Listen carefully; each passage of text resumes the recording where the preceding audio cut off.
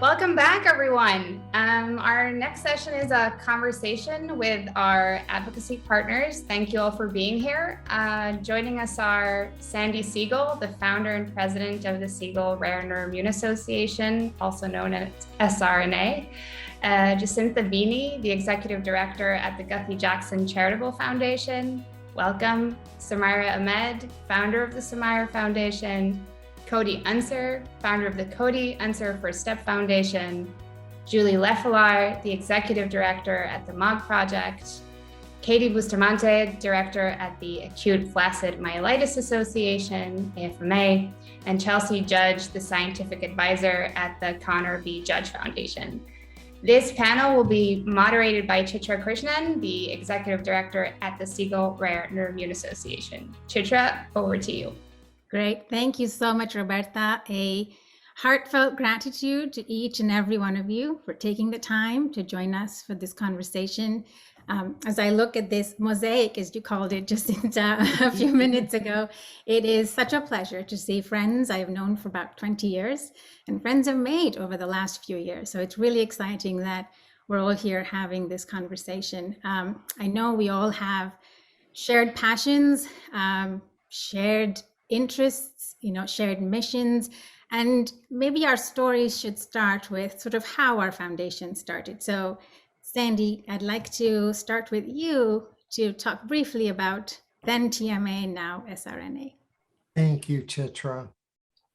So in July of 1994, Pauline was diagnosed with transverse myelitis. She was a kindergarten teacher in a public school in central Ohio. And Pauline was totally paralyzed from the waist down. And we found out very quickly that physicians did not understand transverse myelitis. And we started looking at the medical literature and were shocked at how little research was available. There was a 1983 Israeli study on incidence, and there was a case series study. That was about it, and that was frightening that there just wasn't any research out there. There was no internet, and so there was no way for us to connect with other people. There was no organization, no doctors specializing in transverse myelitis, and so we felt like we were off on an island, and it was a horrible, isolating experience. And it's a long story, and I'm not going to get into it, but we found a family from Tacoma, Washington, who Cody knows, the Gilmer family, who had an 18-month-old daughter who was diagnosed with transverse myelitis. And working with the Gilmers, we started the Transverse Myelitis Association. We were under 200 people at that time, and almost all from the United States. Now we're more than 14,000 people from more than 110 countries around the world. We offer education, support. We support research on all of these disorders. And we train physicians and researchers. So we're involved in all aspects of all of the rare neuroimmune disorders. Thank you, Sandy. Cody, you and your mother, Shelley, started the Cody Unser First Step Foundation. Yeah, so it's so great to be here with all of you. So in 1999, I was 12 years old, active child. I grew up in an auto racing family, so we were always on the go. And on February 5th, 1999, my life completely changed when I was at after school basketball practice, and my left leg went completely numb. My right leg was like kind of tingling. And I couldn't breathe. I had a hard time breathing. I got the worst headache I've ever felt. And so the school I was attending at the time called 911, and I went to the hospital where, kind of similar to everyone's stories, the doctors had no idea what was going on. I couldn't walk, couldn't urinate. They also thought I was making it up because my parents were going through a divorce at the time. And they sent me home and said, just drink lots of fluids. I woke up and my belly was extended because I couldn't urinate, but they wanted me to drink lots of fluids. So it was very scary, had no idea what was going on. Went back to the hospital when, with a round of tests, they came back with my fate of transverse myelitis. Had no idea what that was, what it meant. I just knew that my life had completely changed because I was 12 years old and now paralyzed. So long story short, after rehab and just, dealing with anger and sadness and frustration, I knew this happened to me for a reason and I wanted to do something about it. So my mom and I created the Cody Unser First Step Foundation. And I was back then in 1999, I was probably the fourth case seen here in New Mexico. So we knew that it was a rare disorder, but also one that's completely misunderstood, often misdiagnosed. So we got on that sort of train that Sandy was talking about of, bringing awareness to transverse myelitis, getting doctors and researchers to talk, share data. This shouldn't be happening. We should be diagnosing, we should be studying this. So the Cody Unser First Step Foundation was started with the full principle of awareness of transverse myelitis, and it's kind of evolved over the 22 years into, we do a lot of advocacy work with other organizations, and we have a quality of life program. So I'm a big scuba diver, so I try to help people with disabilities get into the ocean and get certified to know what's possible in life. So yeah, that's me and my foundation in a nutshell. Thank you, Cody. Jacinta, I'll turn to you. I think it was a similar conference, probably was not called Rare Neuroimmune Disorder Symposium back then, or maybe it was. It was 2008, and I think I met you and your colleagues. I think that was when the foundation started. Am I right? That's exactly right. We were 10 minutes old, Chitra, and I'll never forget because it was all men around the table. You walked in the door. I was so happy. So wonderful. Thank you. Thank you, Sandy. Thanks to your whole team. You're such a delight to work with. And thank you for this opportunity today. Guthrie Jackson Charitable Foundation started when Allie Guthrie at age 15 had her first attack in 2008, early 2008. The formal start was August 1st, 2008. And at that time, listening to you, Sandy, I thought we had a tough time because I could go to the internet. There was hardly anything there. But when I heard you say there was no internet, it really struck me, Sandy. I can't imagine how you went about what you did. Tremendous effort, and you and Pauline was a beautiful lady. And I know you worked closely together, and it certainly has paid off when you till today. Anyway, back to, I found there were three things on the internet. The NIH had a one-page white paper. There was a Wikipedia page on Eugene Devic in France, who described a monophasic condition, which later became Devic's disease, precursor to NMO. And then the third one was a research paper published by the Mayo Clinic, and Vandalen and Brian Weinschenker describing this aquaporin 4 IgG water channel, which soon became our biomarker, which for us has been everything because unfortunately there are a number of autoimmune diseases that don't have that. And it's been a great help to us.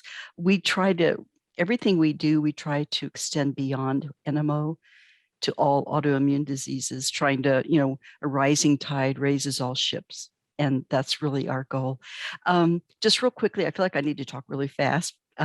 So stop me if I talk too fast. We knew immediately, August 1, we began. November 8th, we brought researchers together for our first, what we call roundtable conference. We knew we need to get, neurologists together to start a conversation.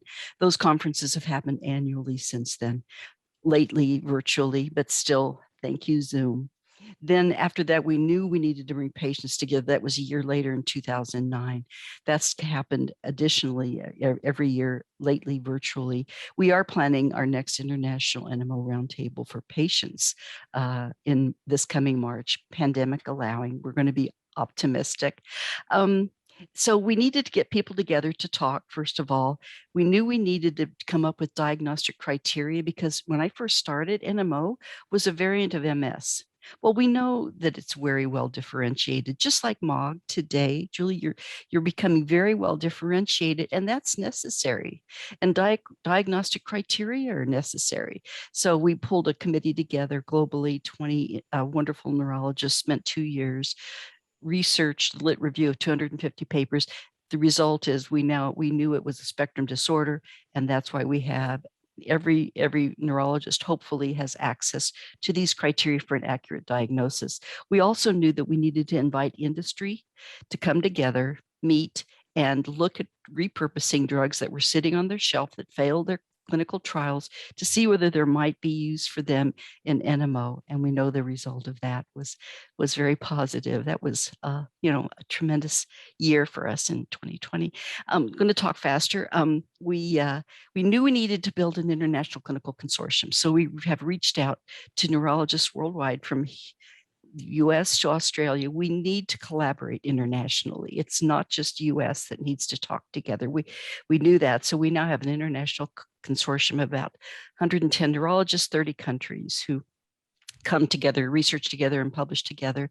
We also knew that we needed to start a data and biospecimen gathering study, which we called CIRCLES, because there needed to be resources to do the research on, right? Now we're engaged in what's called SPHERES. CIRCLES collection phase came to a close. SPHERES is a regulatory grade study because let's face it, yes, it's great to have therapeutics, but those were short-term studies. Now we need to know patient safety and efficacy. I'm going to stop there because it could go on too long. I hope I didn't go over my 2 minutes. Thank you for everything. Thanks for letting me join. No, thanks, Jacinta. And I know you'll be talking about the CIRCLES study tomorrow, so people will get to hear about it as well. Yeah, so thank you. Thank you. So Myra, I think it was 2018. I actually went through my emails. It was the first email exchange I had with Samira. It was your story you shared on our blog. It was 2018. I went back and read it again in our correspondence. And it brought me back memories. But thank you for being here. So I'd love to hear your story and how the foundation started. No, thank you so much for having me. And what an honor to be in this panel alongside so many inspiring patients, caregivers, and advocates who have really risen to the occasion to do what we need to do for all of our causes. So my name is Samira. I am an NMO patient myself, also the founder and executive director of the Samira Foundation. I got diagnosed with NMO 7 years ago, just a few weeks after my 25th birthday. Obviously, my whole life changed, and I felt that there were some gaps in our community that needed to be addressed. And I basically looked at my skill set, what were things that needed to be, what were voids that needed to be filled, and sort of decided to start a foundation to hopefully address that. So in short, over the last 7 years, we have been dedicated to raising awareness of the disease, or diseases now, as the founding philosophy was that heightened awareness would ultimately lead to more research and funding for research, and maybe get us as close to a cure as possible. We fundraise to support research. So we have a number of research grants, and are very passionate about building a community of support for patients and their caregivers, because as a patient, having gone through this myself, I don't think anybody should go through this alone. So I'm very passionate about that. And we've just added a fourth pillar to our organization, which is advocacy. And we are going to do everything in our power to elevate the patient's voice, to help inform decision-making that directly impacts patients and their caregivers. And hopefully it works out. But thank you so much for having me. Thank you, Sumaira. Chelsea, I'll turn to you. I think several years ago, I remember getting an email from your mom when Connor was diagnosed with NMO. And Yes, yeah, please go ahead. thank you. So you're going to hear a lot of repeated themes that the other panelists have already shared. It's almost eerie, right? But then in some ways, I guess that's empowering. Very similar to Sumaira, my brother 7 years ago was diagnosed with NMOSD. He was 22 at the time. Obviously rocked my family's world. So the Connor B. Judge Foundation was started in honor of my brother Connor. My mom and I established the foundation after Connor's first profound NMO attack of blindness and paralysis. To say that we're grateful for all of the work by many of you, other patient advocates, patients' bravery in clinical trials and research, researchers, clinicians who made so much progress so that when my brother was diagnosed in 2014, he could actually receive necessary help, that available science and medicine and all those tools were there. Just wow. And we saw that. We were very aware of that. But that's why we're all here. We all know that there is still much more work to be done. Ironically, as my brother's diagnosis was happening, I was working on my PhD in immunology. And I was terrified by what I thought I was asking just basic immunology questions, and they couldn't be answered. And this isn't a knock on clinicians. Like some of them just like, I realize now, we do not know the answers, right? My brother's diagnosis, treatment, and prognosis was dependent on our family support and resources, including my scientific background and the amazing compassionate clinicians who effectively kept up and communicated to us and with their patients the emerging science. That's super important, and we all know that. We realized that while what happened to Connor was tragic and awful, that his timely diagnosis, his swift acute treatment, that gave him his ability to recover, to see, to walk again. And obviously he still lives with neurological deficit, and that is part of the gap that we're trying to fulfill. But he also got appropriate long-term, again, compassionate clinical care and preventative treatment. But that's still unfortunately lucky. And that's what we're trying to help eradicate, that it's just standard, that you don't need to be lucky to get proper diagnosis and treatment. So our mission at the CBJ Foundation is to promote awareness and research funds for NMO in a collaborative way, as we're all here. Our major focus has been nerve repair research so far, of course, understanding COVID and NMO, and just patient-focused education and connecting patients, researchers, and clinicians. And just very grateful to be here and very grateful for this amazing community. Thank you. Thank you, Chelsea. Katie, I'll turn to you. I so clearly remember photographs of your beautiful boy, Alex, when you shared your story with us. And so I'll turn it to you. So if you'd be willing to share more.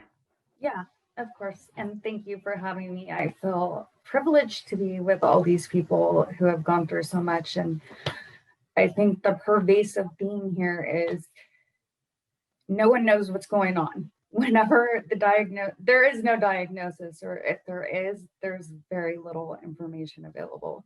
So we had that experience as well. My son was affected by AFM on December 24th in 2016. He said he couldn't move his thumb.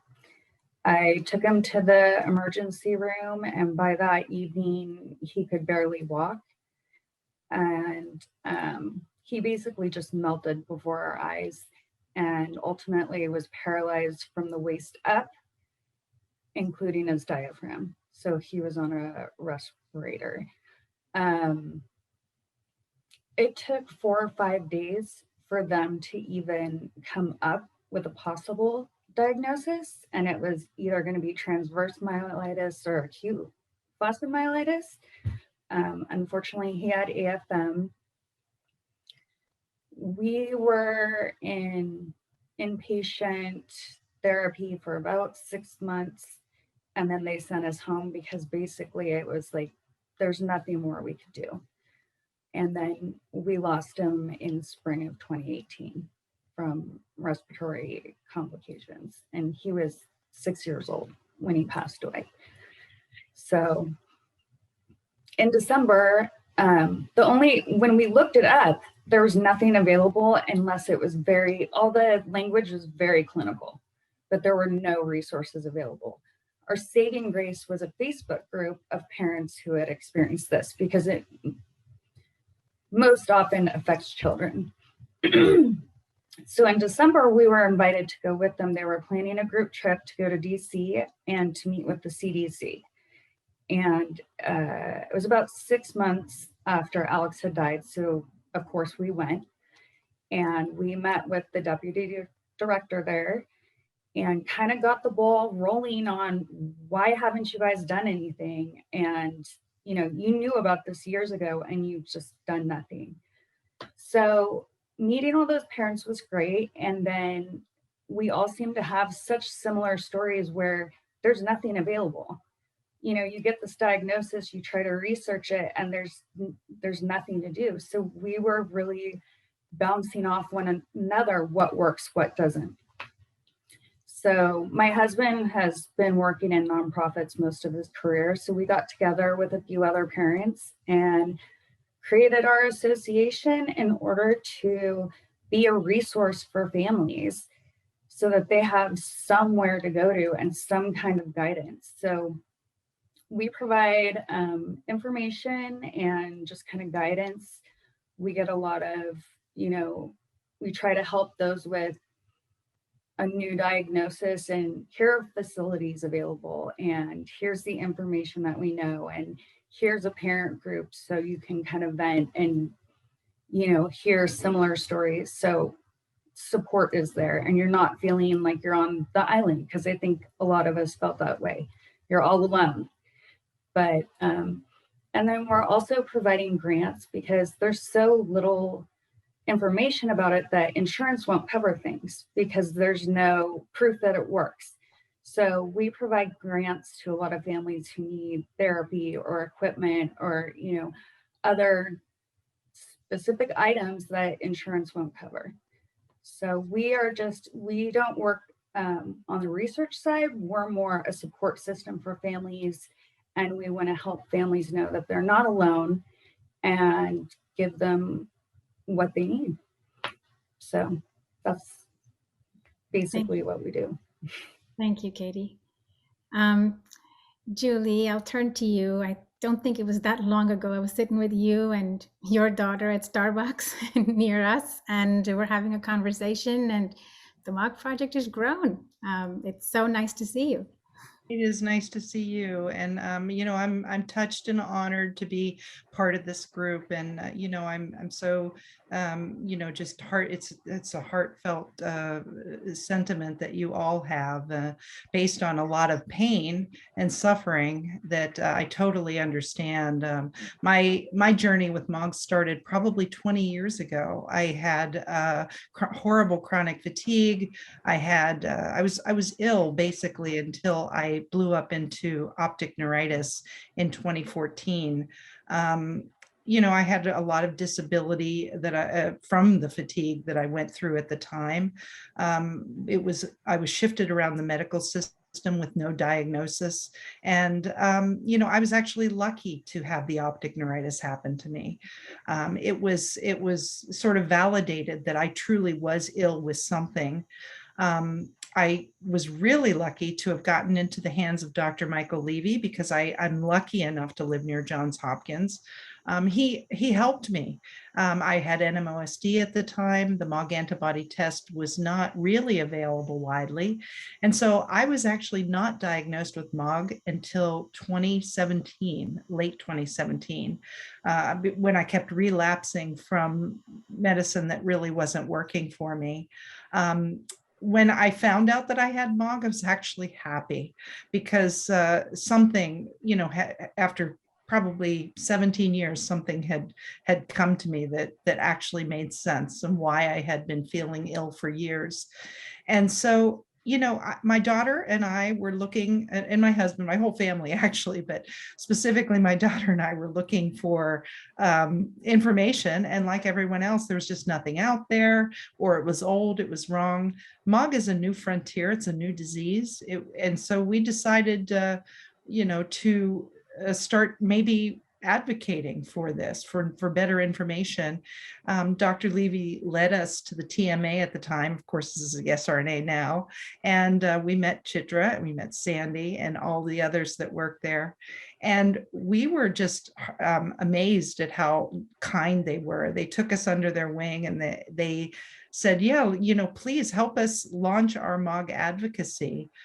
We brought in some other members, and they had also gone through some really horrific diagnosis stories, or I should say misdiagnosis or non-diagnosis stories as well.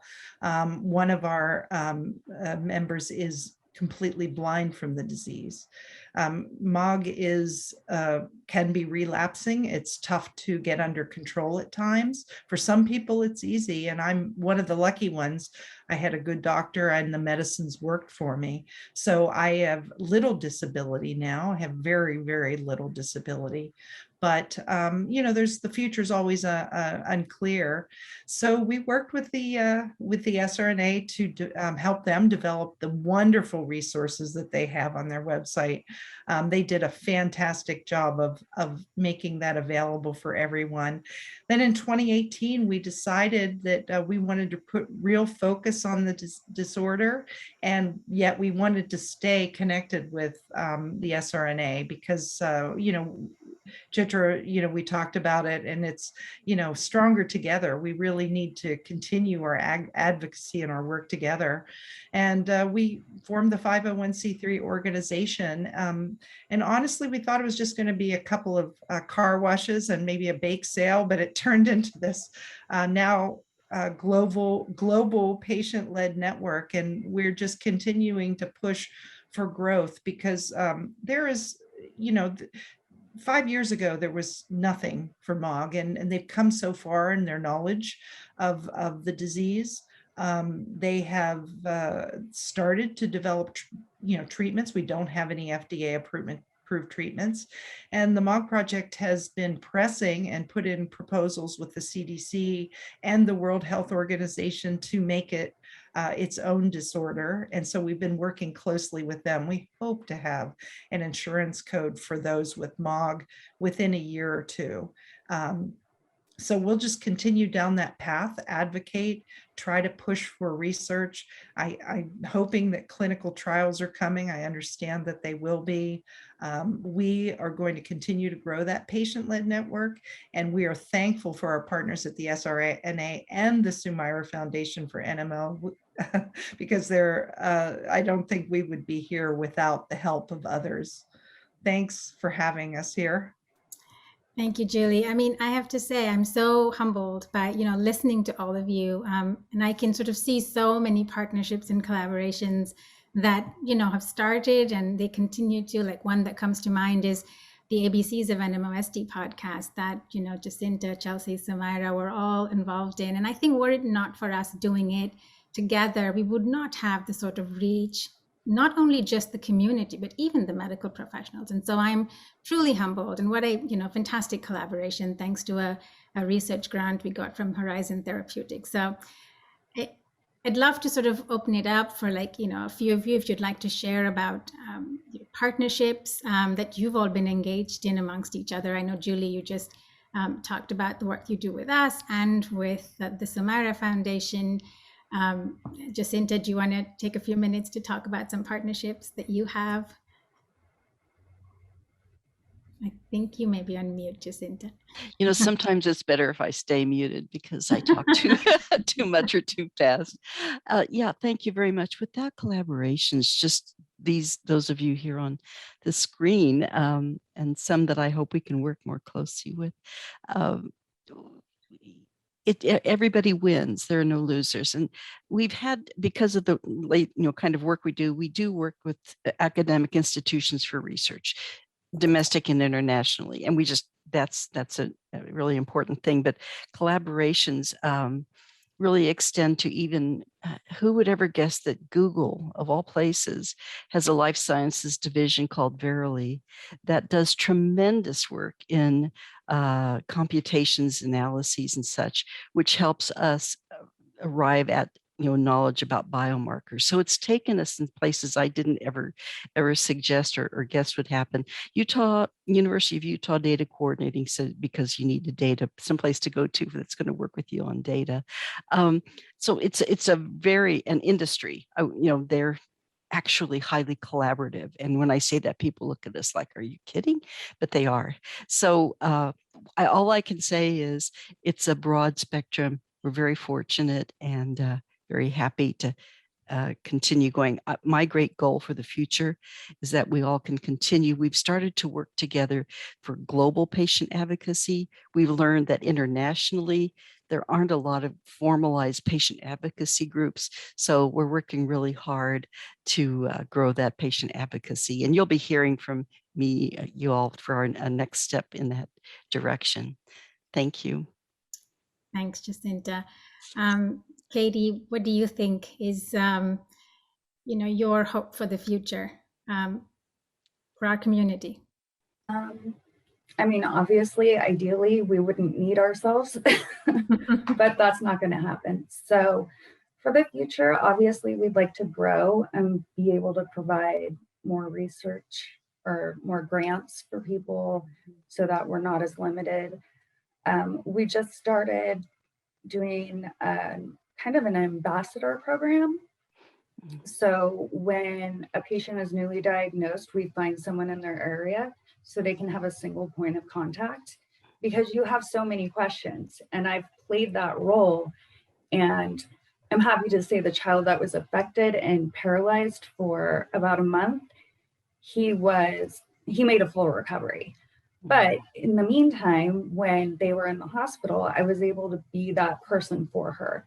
And so we're trying to expand that program so that you do have someone where you can kind of vent to and get information from and get some guidance and know that you're not alone. So that's definitely on our docket for upcoming years. And then we'd like to be more aggressive about applying for grants so that we can provide more for our community.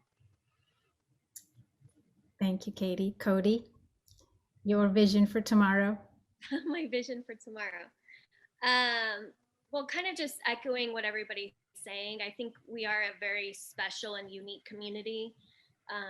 There's a lot of research towards cancer and other disorders that are, sort of larger on a scale. But I think, all of these disorders really do affect people's lives. And we definitely have stories to tell. It's not, they don't get told enough, so. But I definitely think the community is strong. I mean, my mom, when I became paralyzed, I think she went to the first or second symposium in, was it Columbus, I think, and met Sandy. And it goes to show the strength of organizations and the fact that we can provide resources, also research. So I definitely want to continue talking with all of you and working towards, kind of the caring for other people, and then also researching for a potential cure one day. But there's strength in numbers. So yeah, it's again, it's an honor, and just trying to push for more research and help and support. And yeah. So Myra, your vision for our future? Well, as the saying goes, it takes a village. So very happy to have such supportive partners in this space, because we definitely can't do this work alone. It's a very big lift. My vision for the future, kind of since the beginning, I've said that for as long as I have energy and time on this planet, I will work towards helping this community find a cure and living the best possible lives that they can live beyond their diagnosis. So I think just, in the last 7 years of living with this and seeing how many strides we've made as a community, I remain hopeful and optimistic for our future. I really do believe that our futures are very bright. And I'm looking forward to seeing what we all do together and individually. Thank you, Sumaira. Chelsea. Oof. I always get emotional. So I think the future is this. I think that it's continuing to work with this close-knit, education-focused, warrior attitude, rare neuroimmune community. All of these organizations have been pivotal to any successes that we just at our foundation have had, like the ABCs of NMO, working with the Sumaira Foundation for demystifying NMO. That has been huge and also crazy to host a podcast. Clinicians, researchers, bringing together Rare Disease Day in Cleveland with the National Organization for Rare Disorders, creating the first ever NMO Patient Day with the Cleveland Clinic, and getting help from industry, Guthrie Jackson and others. And I think that the future is just more of these like very collaborative, compassionate, strategic partnerships to promote relevant science and information for patients and their families, support, resources. This is NMO is such a devastating disease, but there is so much hope. And I think that the future is incredibly bright because of everybody in this community. Thank you, Chelsea. So beautifully said. Julie. Yes, thank you, Chitra. I listening to everyone, I think that your hopes for the future are just not very much different than ours. As we sit down and look at our roadmap for the future, we have a strategic plan. Sometimes that changes, but we cannot see that being any different than how it's been in the past with working with the partners that we work with. We wouldn't be here without this collaboration. Our goals are simply to, at first, to get NMO, SD, and MOG sort of sorted out. We have a MOG antibody, and we do believe it is, and we are, along with other researchers, believe that it should be its own disorder, and targeted therapies need to be created for MOG. But what that means for everyone else as they explore MOG and the MOG antibody is that things will, understanding will open up about the immune system and how that's affecting other demyelinating conditions.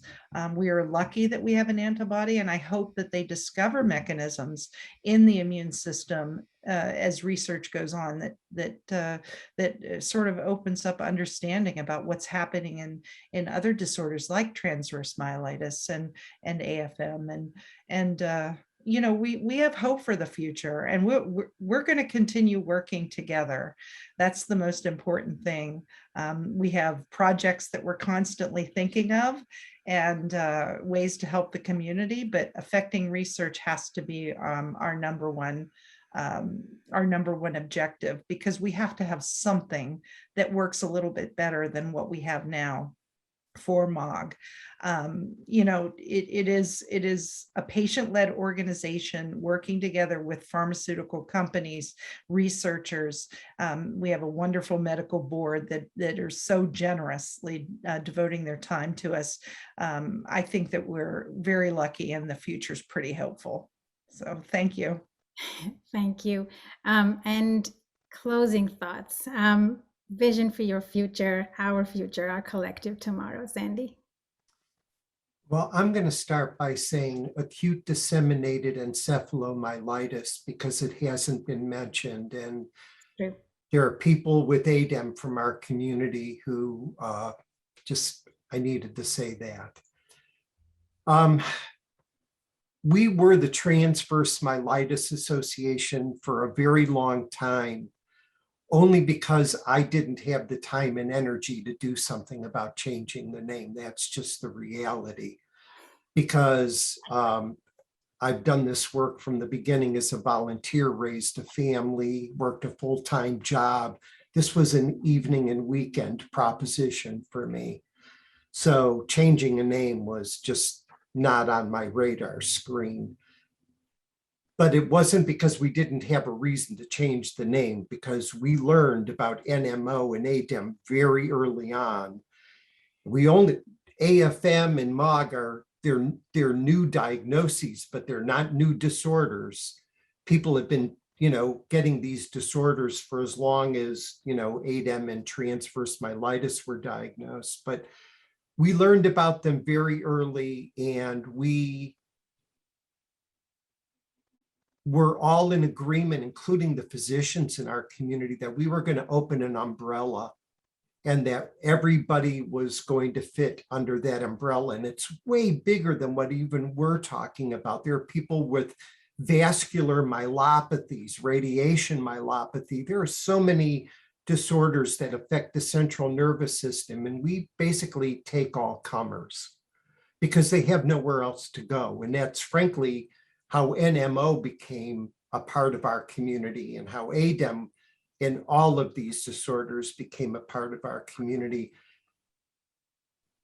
My perspective is, and has always been, that there is so much more that we don't know than what we do know. And the distance between the knowing is getting the research done and getting clinicians and researchers to specialize in these disciplines.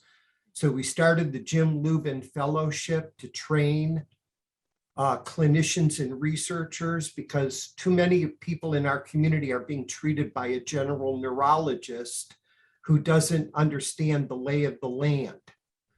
And so being able to grow that discipline is absolutely critical. And that is what we're doing with our fellowship program. And it is also creating researchers. And there is, to me, all of these diagnoses are in jello, not in concrete. The boundaries around them are a moving target, and we need to get that's why looking at all of these disorders together is so important. And I think that is going to be our focus going into the future. And I think our hope for the future and the hope for the quality of life for the people in our community is going to come from being able to grow that research. When Pauline died in 2017, I had to ask myself, why are you going to continue to do this work? And the answer to that was, this work has become so much bigger than Pauline and me. It's about all of you. It's about the communities that you represent. And I think a part of Pauline's legacy is watching people's lives improve who went through the same kind of experience that she went through. That's the hope for the future. Thank you, Sandy. Thank you all so much. I am so hopeful for our collective tomorrow. I heard the words brighter future several times in our conversation, and I hold that thought very dear. So thank you all. I appreciate you being here. Thank you, Chitra. Thank you. Thank you. Thank you again, all. And this was definitely a heartfelt conversation. So thank you all very much for being here. And to all of the other participants, we will be back very soon with our next talk with Dr. Cabajo on UTIs, catheters, and incontinence. So see you all soon. Bye, everyone. Bye. Thank you. Thank you. Thank you.